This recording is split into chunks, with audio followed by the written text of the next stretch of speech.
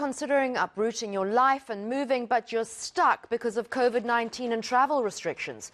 Or is your lease coming to end this month and you just don't know what to do since you can't leave just yet?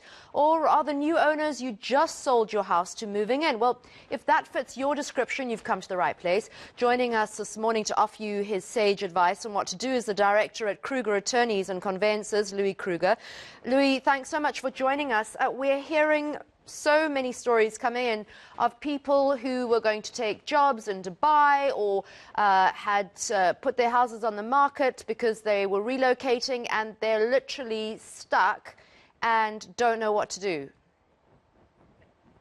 Yeah, morning, Annika. I think that's definitely what we're hearing across the market. I think when people entered into these agreements, nobody envisaged extensive travel bans again as we're currently facing. So we have a lot of pressure, particularly from sellers.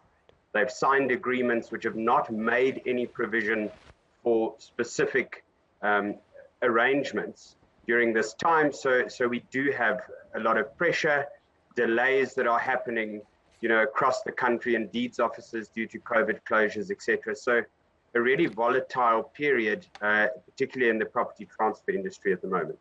What can people do to speed things up in terms of conveyancing backlogs? I think at the moment the best advice is for people to go back to their buyers and sellers and to negotiate fixed dates or alternatively delay dates. We would not recommend that they delay transfers because of various volatilities across deeds offices, municipalities, etc.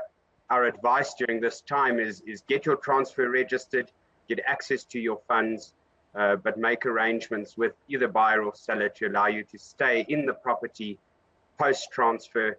At least we know then that the legal transaction has been concluded and finalized.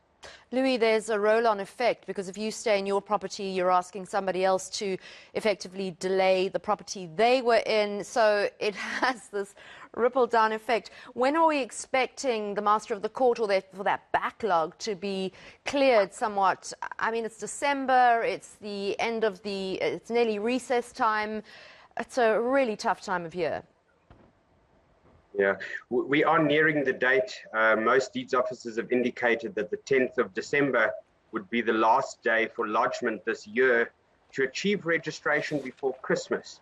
And that's obviously on the basis that there are no further deeds office closures, etc. So we are really cutting it extremely fine at this point. And if people are able to work on backup plans and make alternative arrangements, we would definitely encourage that.